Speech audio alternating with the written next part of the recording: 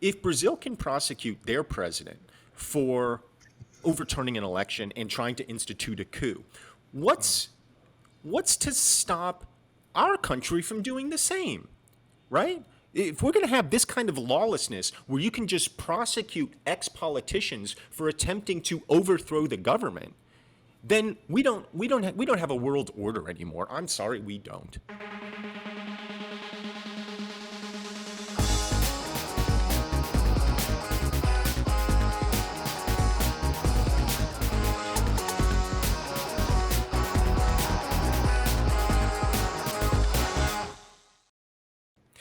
It's Have I Got News for Your Ears, the podcast based on the American version of Have I Got News for You, which is the British long-running television show upon which we are basing this podcast. Joined this week by the producers of the American version of Have I Got News for You, Jim Biederman and Jodi Lennon. Hi, guys. Hello. Hi, Michael. Jodi, moments ago, you were very vivacious, you were ebullient. Now that you're on camera and we're recording the thing, you've gotten very demure.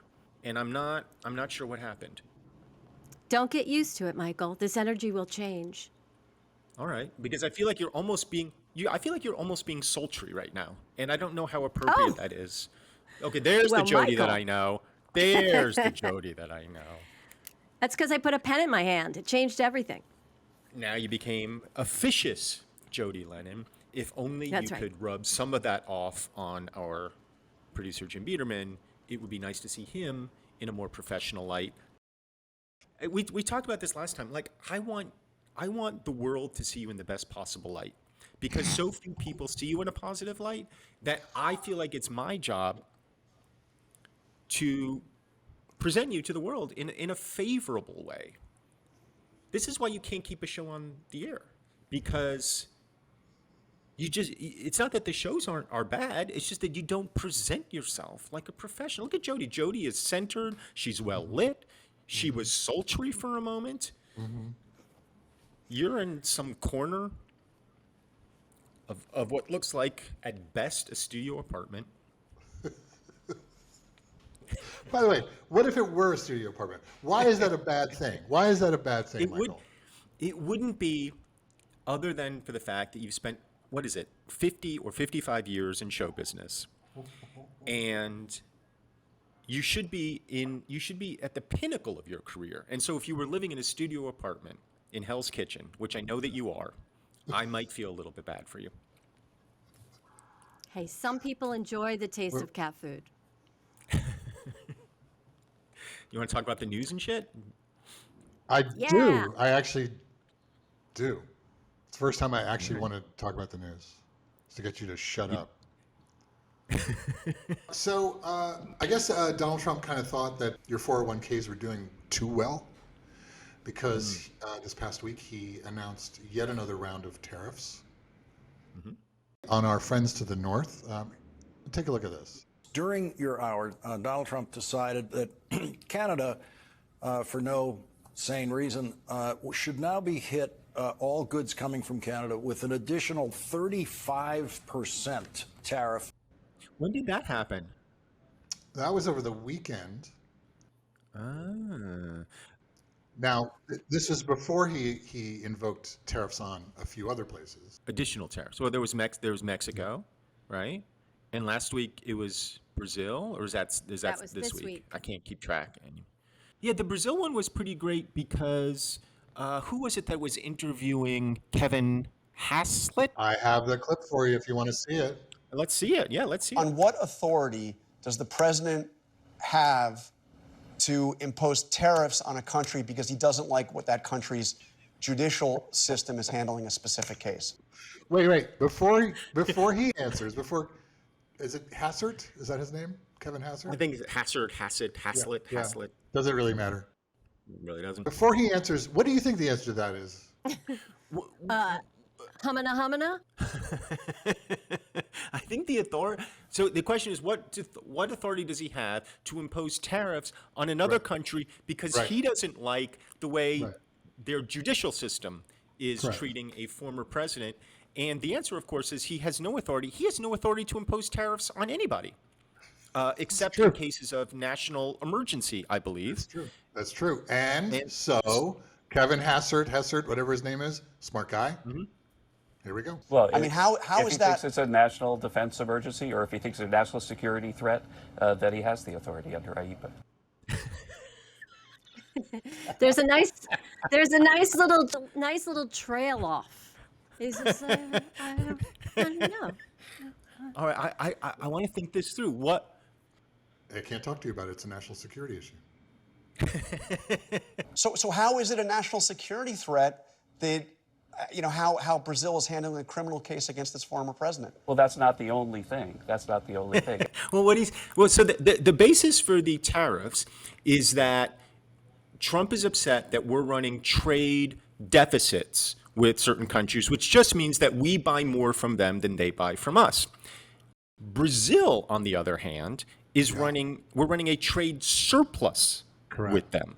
They buy more of our stuff than we buy from them. We don't import a lot of stuff from Brazil. So the entire premise of the tariffs is completely undermined by the facts of this particular case.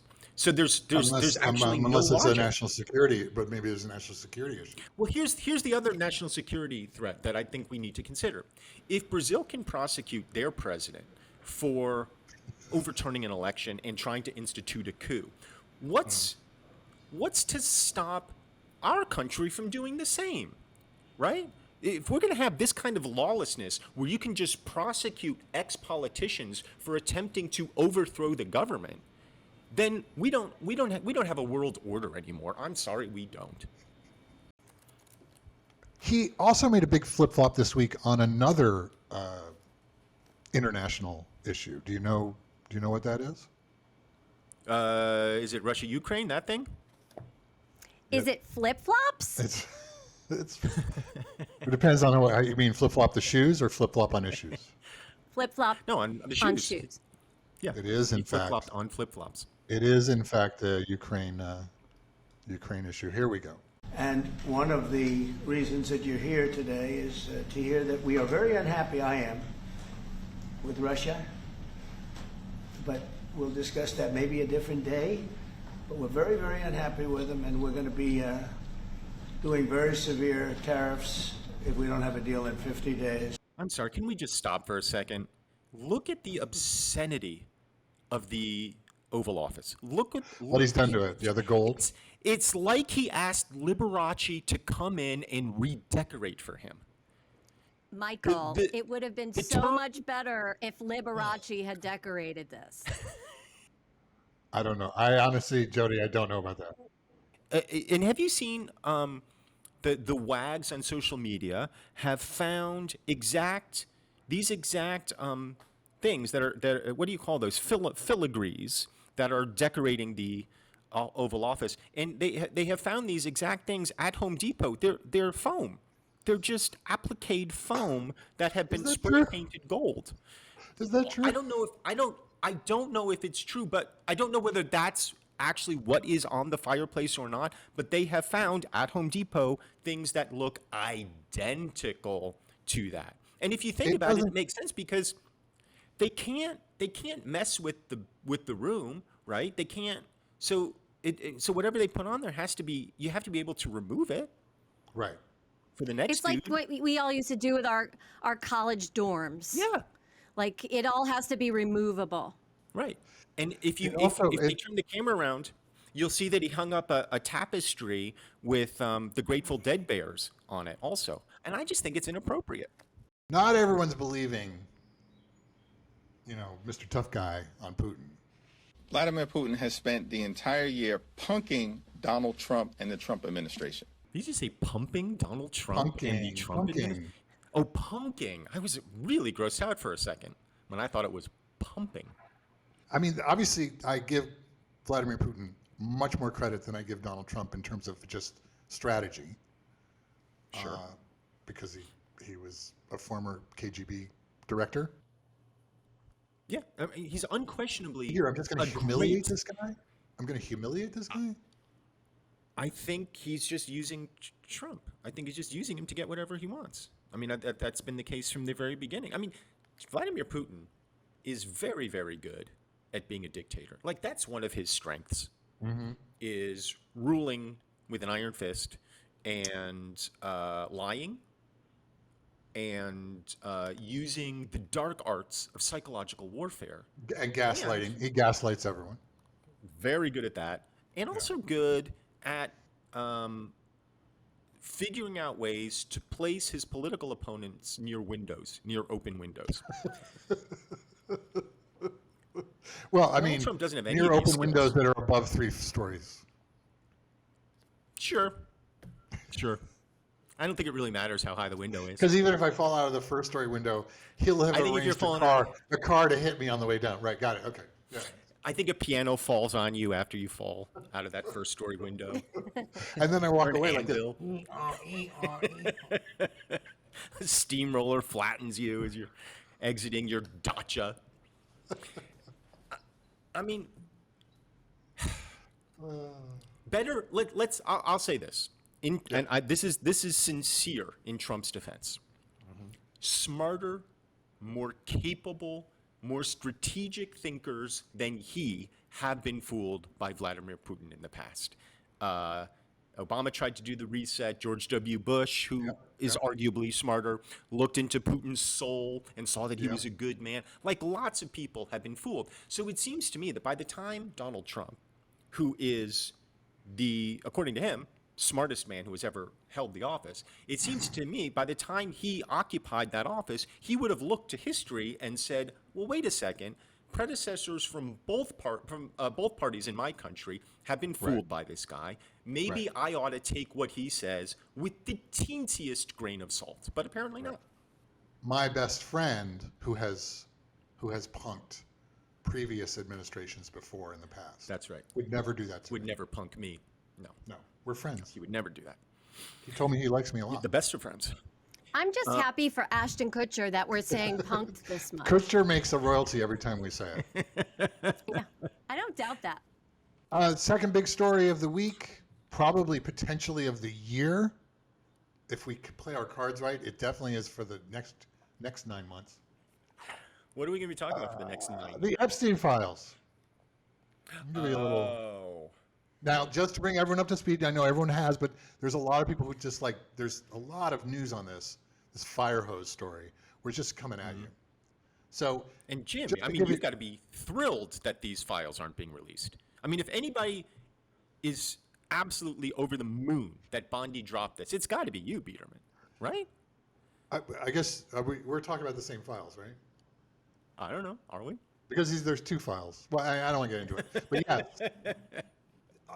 Just a little backstory. Let's not forget, this was a campaign. This was, even if it was unspoken, the entire Epstein Files case, and everything about it, even though he died under Trump's original administration's watch, it was a motivating factor, probably with antecedents to Pizzagate. Oh, yeah. It's the same kind of paranoia, right?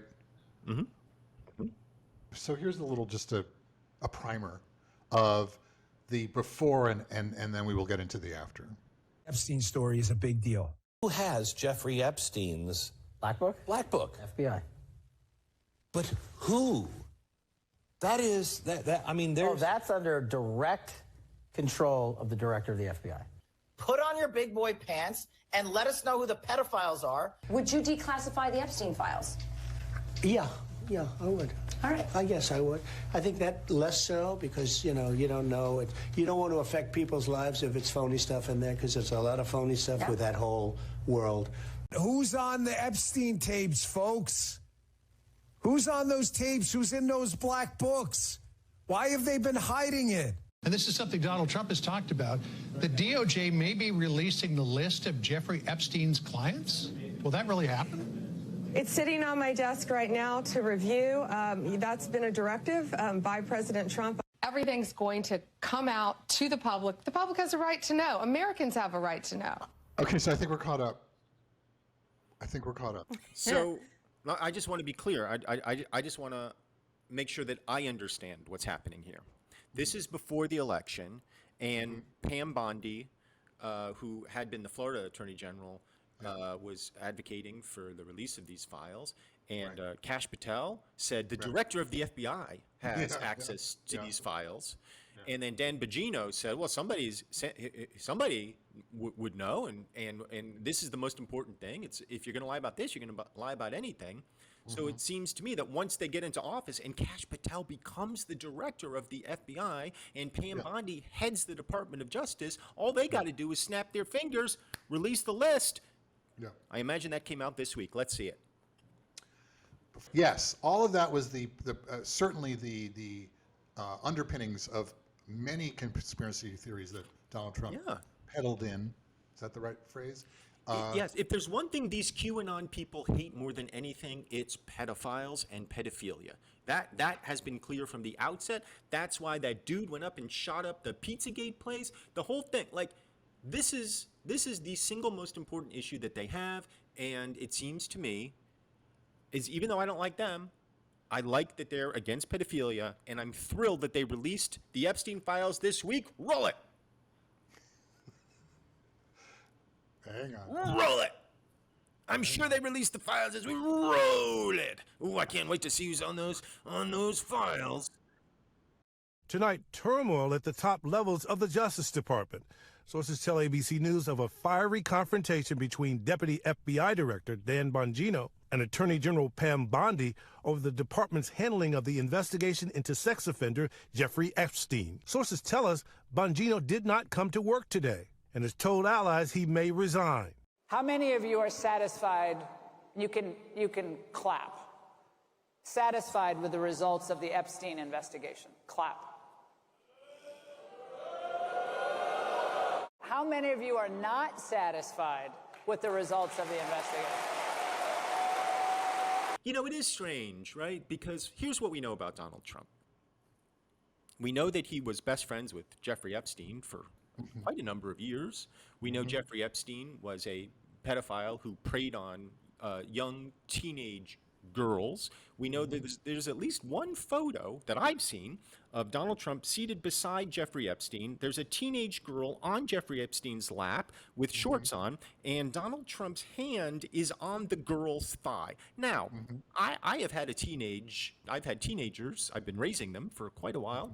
And when my daughter brings over her friends to hang out, how many times do you think my hand ended up on one of their thighs? If you guessed 0, that would be correct. We know that Donald Trump is amoral. We know that he's a pig. We know that he's been accused by over 24 women of sexual assault. We know that he's been found liable for sexual abuse in court and forced to pay back $5 million plus additional penalties. We know he's amoral. So when you combine all those things, it seems to me that there's a lot of smoke there and probably not a fair amount of fire. So I can imagine that, electing that guy to be president would maybe complicate the release of those files. Certainly, and this is the question I've had in my head, it's one of two things. There are no files, there's nothing there, whatever. Fine, why not release them? And then there are files and it's bad. Those are your choices, right? What does Occam's razor suggest, Jim? Occam's razor suggests that there are files. You think? I believe if you look in the dictionary, the philosophical definition dictionary of Occam's razor, it actually says it's and then it says see Donald Trump / Epstein Files. Here, so anyway, the point is before the election. Exactly. And even after the election, Bondi came out with binders that she gave to people, and she said this is the first tranche of Epstein-related materials that are going to be released. 2 months later, she says there are no files, but she released files. She said there's more to come. She said in that clip that you showed that they were sitting on her desk for review. Everybody walked away with a 3-ring binder at one point. Yeah. It's merchandise. It's merchandise. Well, where are we with these files? It's exhausting, frankly. Let's see what Trump weighs in on this, because this is, I think, it's gonna surprise you. But President Trump, clearly frustrated by all of this, trying to rein in this infighting as he issued a full-throated defense of his Attorney General, Pamela Bondi. He writes, quote, "What's going on with my boys and in some cases gals? They're all going after Attorney General Pam Bondi, who is doing a fantastic job. We're on one team, MAGA, and I don't like what's happening." That's considered a full-throated defense. I don't like what's happening. Yeah. Make it stop. Why couldn't he say that when they were storming the Capitol? I don't like what's happening. We're all on one team. This has to stop. He could have said that then.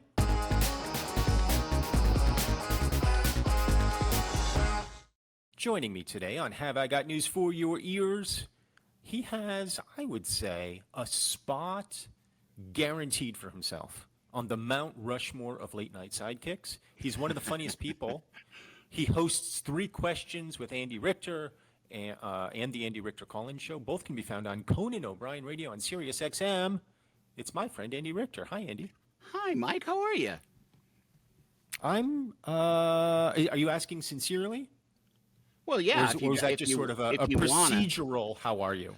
I'll answer you sincerely. Listen, I can go in. I have an improv background, so I can go any way you want. Okay, great. So ask me again, and I will answer you sincerely. Okay. How are you? Fine. Yeah. So, Andy. Same. Who would be on the Mount Rushmore of late night sidekicks? Because I do think you would be on there. I think it's Ed McMahon. I mean, kind of. It's just, at least in the public's memory, I think it's just Ed and me and Jeffrey Tambor in a fictional way.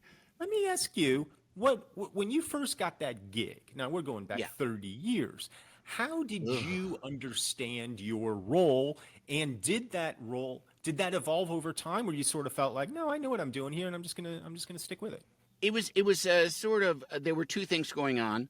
One was I realized that because we were sort of making it up from scratch, and no one on that show had gone to talk show school, so nobody knew how to do any of it other than just having been fans, and some people having worked on SNL and other shows. So I felt like we could make it whatever we wanted.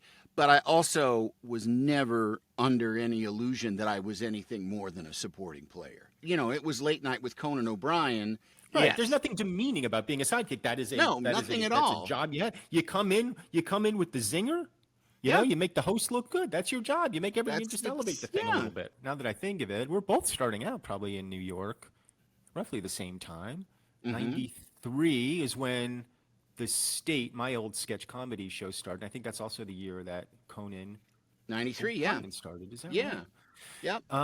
In fact, I feel like I remember the first time I ever met you. It was right around that time. It might have been like at somebody's party, and there were a lot of sketch comedy people wandering around. I feel like Conan might have been there too, and I think he said exactly the same amount of words to me that he has said ever since, which is 0 words.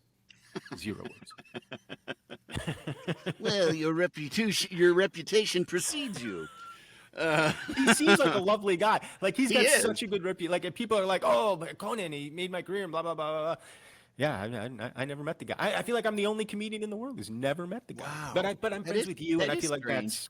that's You're close honestly, enough. you're getting the best one. You're getting the best one. I think so. Oh yeah. I mean, listen. Certainly the shorter one, and you're very tall already, and you're very tall. I am. Hey, do you have siblings? I do. I have an older brother. He's 3 years older than me. And then I have a younger brother and sister. They're actually my half-brother and sister because they're from my mom's second marriage. Got it. But they're not half in my heart. Right. They're less than that in your heart. I understand. They're not. So that is so. That's interesting because this is another way in which we're similar, because I have an older brother, I have a younger sister, and I also felt like both it was 2 things happening at once. Both I wasn't getting enough attention, but also I also have that thing in my personality, which is like, if you need attention right now, you go ahead, and I'm just going to hang back. Yeah. That's a very similar thing. Do you think it's a middle child thing? I think. I think it is. Yeah. And do you think that had anything to do with your desire to become a performer? There was so much attention that I was given, and so much kind of was asked of me before it should have been asked of me, just in terms of emotional support and things family dramas and stuff that I was kind of pulled into. It made me skittish, and makes me feel like, what do you want from me? Mm-hmm. So perhaps being in front of a crowd and I'm in control of, the attention I'm getting or the attention that I'm giving to an audience, that could definitely be a part of it. That's not all. I mean, one of the big parts of it is that I come from funny people, and I've always been able to make people laugh, and I enjoyed the feeling of making people laugh. And You've never made me laugh, but I still enjoy hanging out with you. You're broken. You're so broken. Yes. Yes. Mostly inside, a little bit on the outside, but mostly on the inside. All right, you've made me laugh once. All right, God damn it. So when you got into performing, was it always with an eye towards comedy, or was it just sort of like vague and maybe I want to be an actor, or maybe I want to be like, what were you thinking in the beginning? Well, comedy, and because improv was what was available to me in Chicago, and I actually looked up in the white pages, Second City, and called and just asked like, well, how does it work? Are there, it was very daunting. I think there were 5 levels of classes that you had to go through. Maybe they were like 4 months apiece, 3 months apiece, or something like that. Jodi might know, but it just seemed too, And then at the end, you got a T-shirt, no guarantee of actual stage time. Whereas It's a little I found bit out like Scientology. it kind of. Well, I mean, it had its laurels to rest on. So, Improv Olympic, which was run by Del Close, and Sharna Halpern. They is more scrappy, and as soon as Sharna thought you were good enough, she was going to put you on stage, because then she can sell tickets based off of what you did. Which I don't have any qualms about that. I mean, it's a stage time is the seller's market. If you want to get on stage, somebody's got to print up handbills, and somebody's got to keep the lights on, and so you're just getting up there to practice. So I started doing Improv Olympic because a friend of mine was doing it, and it seemed fun, and I started taking classes, and it just, it very much, I found like, okay, this is great for me because it's acting, it's writing, but it's all immediate, which for my terrible attention span was perfect. And I still to this day have trouble sitting down and writing. I'm much better than I used to be. But I was the kid in school that, like, my mom put a desk in the basement against a blank cement wall just to minimize distractions, so I could do the 20 minutes of homework that I would sit and like moan over for 2 hours. You know what I like about your story as a performer is that I feel like it's very relatable for people who are like you or like me, grew up in New Jersey, didn't know anybody in showbiz, had no business getting into this business, but I decided to do it. And it's similar to you. It's like you just sort of decide, oh, this is something that could be cool and interesting, and you don't know where it's leading. And so you just kind of go step by step by step, and eventually it turns into something. But it turns into something that isn't, I mean, yes, being on Conan and everything, that's glamorous in a way. But I also see you as kind of a lunch pail guy. Like, you're a guy in showbiz who shows up, does the work, clocks in, clocks out, isn't showing up on red carpets, isn't in tabloids, is just sort of like a blue-collar celebrity, if such a thing is possible. And I think that's relatable for a lot of people maybe looking to get into this business. Well, I mean, I certainly don't have any qualms about that description, and I do think of myself as a journeyman, in the production of filmed entertainment, because I can and do lots of different things, and I have a holistic understanding of the process, which I gained through experience. I started out loading trucks and getting coffee for people and being humiliated, for almost no money, I do understand, I do understand pretty much, and then from working on a late night talk show for many years and understanding, producing bits, editing bits, writing bits, shooting them, remotes. I have a very holistic understanding, and I often work with I often have worked with actors who will be like, because there's a lot of standing around, and they'll be like, "What is taking so long?" And I just think, well, you wouldn't fucking know, would you? Because all you know is you show up, somebody makes you pretty with paint, and then you get your own toilet, and you're complaining about waiting, Uh-huh. Waiting's my favorite part of the job. I like the part where I don't have to do anything. I don't want to take a nap. Yeah, either. go take a nap. And especially too now with a phone and a computer, like the world is your oyster, and you get your own little room. Which, like, I don't even have my own. I do not have my own little room at home. In my home, I do not have my own little room. I have like my side of the bed and a desk in one corner. And then the rest is just blank wall up for grabs. Yeah, my wife has an office and a walk-in closet. I have a desk and my side of the bed. It's not right. It's not right. I'm going to talk to her. Now that you are on the other side of the microphone, you're interviewing people now. Yes. For your podcast. How's that? You enjoying it? I am enjoying it. It isn't something that I had a burning desire to do, but I did back in people had approached me, and by people, I mean, Team Richter, my agents and manager and just people around me. They're like, you should do a podcast. And I always felt a little bit dilettantish about it, especially because I have friends that truly were like pioneers in podcasting, and, where I'd be like, what are you doing? What's a podcast? And people like Jimmy Pardo and Scott Aukerman. So I would have felt just like, little Lord Fauntleroying my way into something that they had worked hard to build an audience in. And here I come in as a TV guy, just like, hey, I could do this too. But I started doing it, and it wasn't, like I say, it wasn't anything that I had an urge to do, but it became a challenge to interview people in an interesting, compelling way for an hour. And I do feel like, again, I have always learned best by doing the show over and over again, and in the early days listening and being self-critical. I feel like I'm as good as anybody at interviewing somebody for an hour. If you haven't listened, the show is called 3 Questions with Andy Richter. And the premise is very simple and very lovely. I really like this premise. You ask celebrity guests the same 3 questions. Where do you come from? Which I think is a deeply profound question. That's a very, very good question if you take it seriously. In the largest sense, where are you going? Also, great question, and speaks so much to not necessarily where people actually are going, but sort of how they think about their lives and how they sort of project themselves into the future and their own aspirations, which I think is kind of a lovely thing to talk about. And then the last question, which I want to ask you, is what have you learned? What have I learned? I'm going to break it into categories. All right. Because you're a dad. So let me start with that. What have you learned as a dad? Be patient.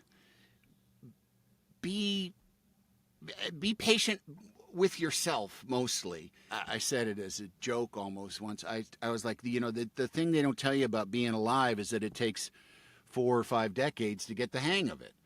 And I just sort of, that makes me feel like I can cut myself some retroactive slack. And I mean, so that's why, like with parenting, it's like, don't worry. I now, because I have a 24-year-old, a 19-year-old, and a 5-year-old.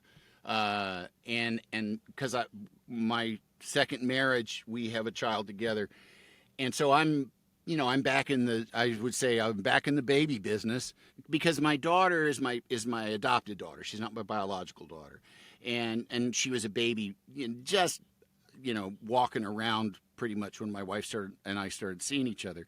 And I had to regain that baby toddler patience, because you have to just kind of almost be like a mule, just being whipped with the same kind of, crying or whining or questions, and I see other dads and this 1,000-yard stare, and I just want to say, it's gonna be okay. First of all, like these things are hard to kill. Like you can neglect them like crazy, and they'll still fucking live. So you're not gonna kill it, probably. So you might as well just relax. Probably not going to kill it. Yeah. You Play feed the it. odds. Odds are the feed kid's it. going to be fine. Yeah, feed it, keep it Water warm, it. relatively clean. Be nice to it, and you're going to be okay. You were a guest on Have I Got News for You. I hope you will come back again. You're terrific. I will. I would come anytime you guys want. It's such a fun show. I really love it, and I love everybody involved in it. And you seem to have a fairly extensive knowledge of the news and current events. And aren't you a Celebrity Jeopardy winner? I am. So there's that. Yeah. What have you learned about politics and world events? Well, I mean, it's not sort of a clinical thing. It's definitely a ground level pedestrian thing based on the world now, and you might as well get radicalized because all the kind of I used to be the kind of person that was like feeling like as a Democrat, as a lefty, as a dare I say liberal. I know it's like that's such an ugly word now, but but it's like I just mean like the whole thing about where rich people should pay taxes that help poor people live better, like that kind of thing. But I used to have this notion you're going to need to unpack that for me because I don't understand. I don't understand a word you just said, brother.